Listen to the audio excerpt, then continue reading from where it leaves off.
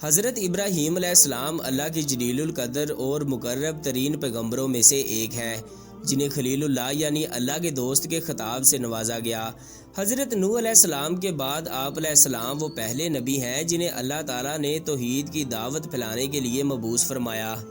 حضرت ابراہیم علیہ السلام نے عراق، مصر، شام، فلسطین سے لے کر عرب کی صحرائی وادیوں تک توحید کی دعوت عام کی۔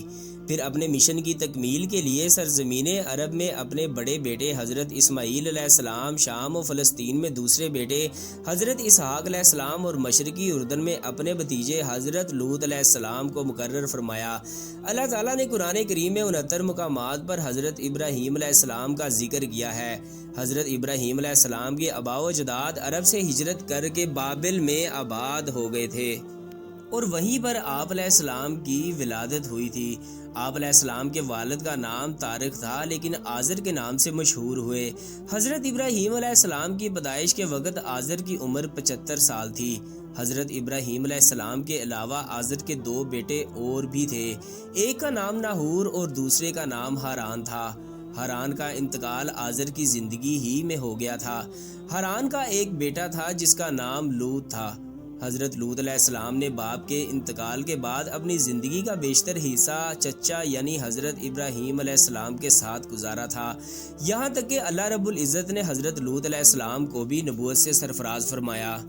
حضرت ابراہیم علیہ السلام کے والد آزر کا پیشہ بت تراشی اور بت فروشی تھا۔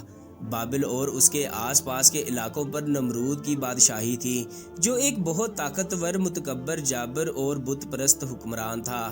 کہتے ہیں کہ سر پر تاج سب سے پہلے نمرود ہی نے پہنا تھا۔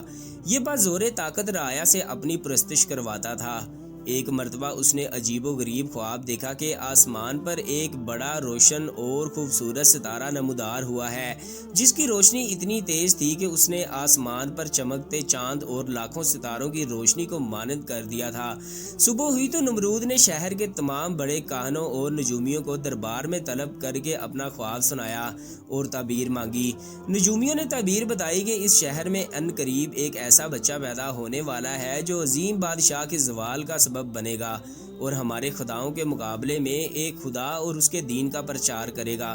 نجومیوں کی اس خبر نے نمرود کو سخت پریشان کر دیا، چنانچہ اس نے فوری حکم دیا کہ جو بھی بچہ پیدا ہو اسے فوری طور پر قتل کر دیا جائے۔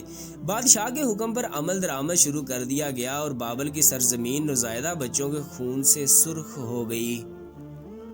ابھی بادشاہ کے فرمان کو کچھ ہی وقت گزرا تھا کہ حضرت ابراہیم علیہ السلام کی ولادت کا وقت قریب آ گیا۔ آزر اور ان کی بیوی کو اپنی اولاد کا خون کسی صورت قبول نہ تھا، لہٰذا دونوں نے اسے چھپ کر پالنے کا فیصلہ کر لیا اور بچے کی پیدائش سے پہلے ہی بابل کے پہاڑوں کے درمیان ایک غار تلاش کر لیا۔ حضرت ابراہیم علیہ السلام کی والدہ نے اس غار میں بچے کو جنم دیا اور بچے کو اللہ کے سپرد کر کے گھر واپس آ گئیں۔ والدہ باقاعدگی سے چھپتے چھپاتے غار میں جاتی اور بچے کو دودھ پلا کر واپس آ جاتی۔ کچھ ہی عرصے بعد آپ بڑے ہو گئے تو والدین گھر لے آئے۔ حضرت ابراہیم علیہ السلام کو اللہ تعالیٰ نے بچپن ہی سے صراط مستقیم پر رکھا تھا اور اپنا رسول منتخب کر لیا تھا۔ قرآن کریم میں ارشاد باری تعالیٰ ہے، اور ہم نے ابراہیم علیہ السلام کو پہلے ہی سے ہدایت دی تھی اور ہم ان کے حال سے خوب واقف ہیں۔ حضرت ابراہیم علیہ السلام نے والد کو بت تراشتے اور ان کو پوجتے دیکھا تو ان سے سوال کیا، یہ کیا ہے؟ والد نے کہا کہ یہ ہمارے خدا ہیں۔ حضرت ابراہیم علیہ السلام نے تعجب سے کہا، یہ کیسے خدا ہیں کہ جن کو آپ پتھر کے ٹکڑوں سے تراش رہے ہیں؟ ایک دن والد نے انہیں ایک ٹوکرے میں بہت سے بت رکھ کر دیے کہ انہیں بازار جا کر بیچ آؤ۔ والد کے حکم کی تعمیل کرتے ہوئے ٹوکرا لے کر بازار پہنچ گئے اور آواز لگائی، اے لوگو، آؤ اور اپنے ان خداؤں کو خرید لو جو تم کو نفع پہنچا سکتے ہیں اور نہ ہی نقصان۔ لوگ جمع ہوتے گئے، اپنے خداؤں کے بارے میں حضرت ابراہیم علیہ السلام کی گفتگو کو تعجب سے سنتے اور آگے بڑھ جاتے۔ بازار جانے کا یہ سلسلہ کئی دن تک جاری رہا، جب ایک بت بھی نہ بکا بلکہ لوگوں نے حضرت ابراہیم علیہ السلام کی شکایتوں کے انبار لگا دیے تھے، تو آزر نے انہیں بازار بھیجنا بند کر دیا۔ اللہ تعالیٰ نے حضرت ابراہیم علیہ السلام کو بچپن ہی میں رشد و ہدایت اور عقل سلیم عطا فرما دی تھی۔ وہ جب چھوٹے تھے ہوکر سوچتے تھے کہ اپنے ہاتھوں سے تراشے پتھر کے ٹکڑے ہمارے معبود کیسے ہو سکتے ہیں۔ انہیں اس معبودی حقیقی کی تلاش تھی جس نے کل کائنات کو بنایا۔ دن رات فکر میں رہتے تھے۔ پھر باری تعالیٰ نے انہیں کائنات کی کچھ اور چیزوں کا بھی مشاہدہ کروایا۔ قرآن پاک میں ارشاد ہے، اور ہم ابراہیم علیہ السلام کو آسمانوں اور زمین کے عجائبات دکھانے لگے تاکہ وہ خوب یقین کرنے والوں میں سے ہو جائیں۔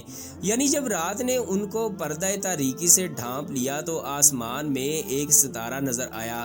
کہنے لگے یہ میرا پروردگار ہے۔ جب وہ غائب ہو گیا تو کہنے لگے کہ مجھے غائب ہو جانے والے تو پسند نہیں۔ پھر جب چاند کو چمکتے دیکھا تو کہنے لگے یہی میرا پروردگار ہے۔ لیکن جب وہ بھی چھپ گیا تو بول اٹھے کہ اگر میرا پروردگار مجھے سیدھا رستہ نہیں دکھائے گا تو میں ان لوگوں میں سے ہو جاؤں گا جو بھٹک رہے ہیں۔ پھر جب صبح سورج کو دیکھا کہ وہ آسمان پر جگمگا رہا ہے تو کہنے لگے میرا پروردگار یہ ہے، یہ سب سے بڑا ہے۔ مگر جب وہ بھی غروب ہو گیا تو کہنے لگے لوگوں جن چیزوں کو تم اللہ کا شریک بناتے ہو میں ان سے بیزار ہوں۔ یہ ڈوبنے اور غائب ہونے والے میرا رب نہیں ہو سکتے۔ وہ کوئی اور ہی ہستی ہے جس نے ان سب کو پیدا کیا ہے، جو کل کائنات کا مالک اور خالق ہے۔ میں نے سب سے یکسو ہو کر اپنی ذات کو اس کی طرف متوجہ کر لیا ہے جس نے آسمانوں اور زمین کو پیدا کیا ہے، اور میں مشرکوں میں سے نہیں ہوں۔ خلت نبوت سے سرفراز ہونے کے بعد حضرت ابراہیم علیہ السلام نے سب سے پہلے اپنے والد کو توحید کی دعوت دی۔ اس سلسلے میں ان کا اپنے والد سے کیا مناظرہ ہوا، اسے قرآن پاک کی سورہ مریم میں یوں بیان کیا گیا ہے۔ علیہ السلام نے اپنے والد سے کہا کہ ابا ایسی چیزوں کو کیوں پوچھتے ہو جو سن سکتی ہیں اور نہ دیکھ سکتی ہیں اور نہ ہی آپ کے کچھ کام آ سکتی ہیں۔ ابا مجھے ایسا علم ملا ہے جو آپ کو نہیں ملا، تو آپ میرے ساتھ ہو جائیے، میں آپ کو سیدھی راہ پر چلا دوں گا۔ اے میرے ابا شیطان کی پوجا نہ کیجیے، بے شک شیطان اللہ کا نافرمان ہے۔ ابا مجھے ڈر لگتا ہے کہ آپ کو اللہ کا عذاب نہ آ پکڑے تو آپ شیطان کے ساتھی ہو جائیں گے۔ حضرت ابراہیم علیہ السلام نے ادب و احترام کے تقاضوں کو پوری طرح ملحوظ خاطر رکھتے ہوئے نہایت محبت اور پیار سے باپ کو توحید کے بارے میں آگاہ فرمایا، لیکن مشرک باپ نے اس نرمی اور پیار کے جواب میں نہایت درشتی اور سختی سے بیٹے سے کہا، تو اگر میرے معبودوں کی مخالفت کرنے سے باز نہ آیا تو یاد رکھ میں تجھ سے بہت سختی سے پیش آؤں گا۔ قرآن کریم میں ہے، آزر نے کہا کہ اے ابراہیم کیا تو میرے معبودوں سے برگشتہ ہے؟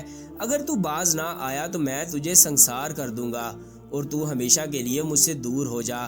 اس موقع پر ابراہیم علیہ السلام نے کہا کہ میں آپ کے لیے اپنے پروردگار سے بخشش طلب کروں گا، بے شک وہ مجھ پر مہربان ہے۔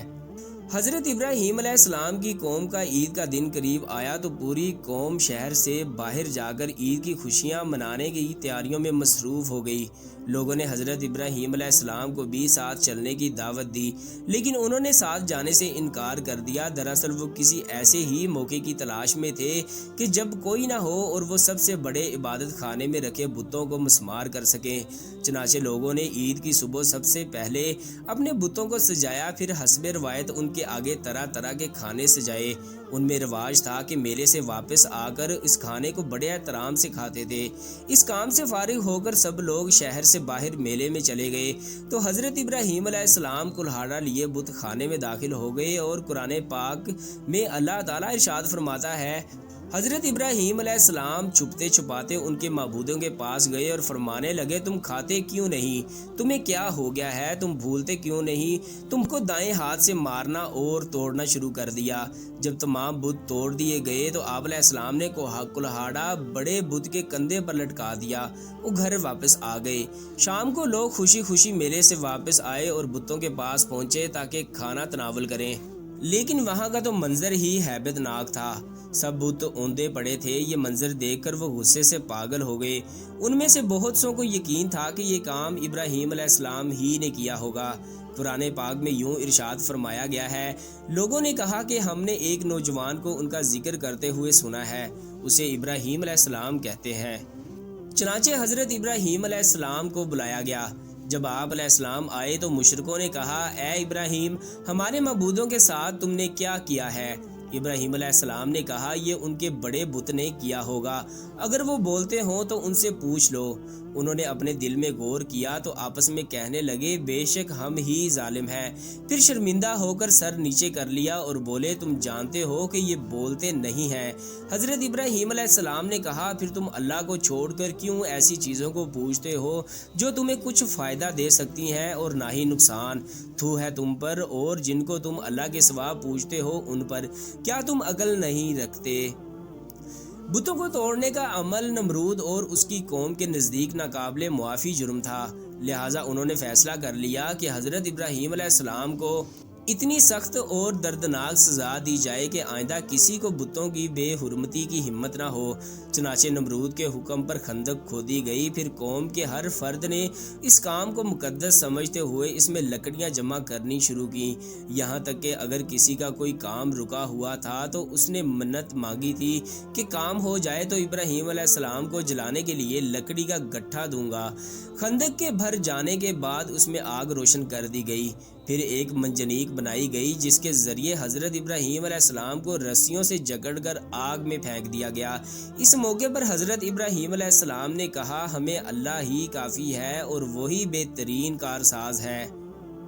حضرت ابن عباس رضی اللہ تعالیٰ عنہ اور سعید بن جبیر رحمۃ اللہ علیہ سے مروی ہے کہ اس وقت بارش والا فرشتہ اضطراب اور پریشانی کے عالم میں کہہ رہا تھا کہ کب مجھے حکم ملے اور بارش برساؤں، لیکن اللہ کا حکم بلا واسطے کے زیادہ تیز تھا، یعنی اللہ نے خود ہی آگ کو حکم فرما دیا۔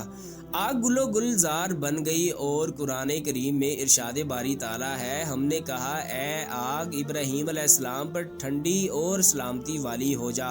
مروی ہے کہ حضرت ابراہیم علیہ السلام کہ حضرت جبرائیل علیہ السلام حضرت ابراہیم علیہ السلام کے ساتھ تھے اور آپ علیہ السلام کی جبین عطر یعنی پیشانی سے پسینہ پوچھ رہے تھے اور اس پسینے کے علاوہ انہیں اور کوئی تکلیف نہیں پہنچی۔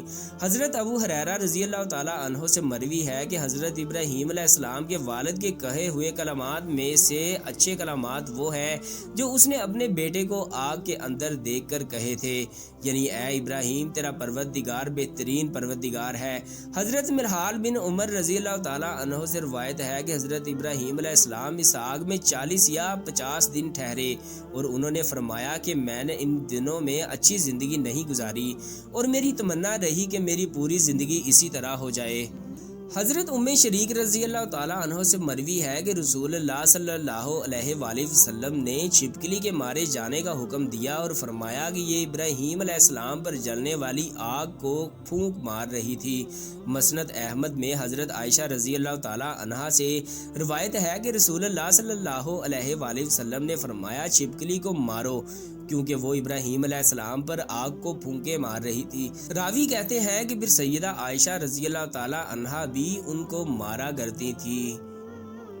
پیارے دوستوں، ویڈیو پسند آئے تو اپنے دوستوں کے ساتھ شیئر کریں، ویڈیو کو لائک کریں، کمنٹ سیکشن میں اپنی رائے کا اظہار ضرور کریں۔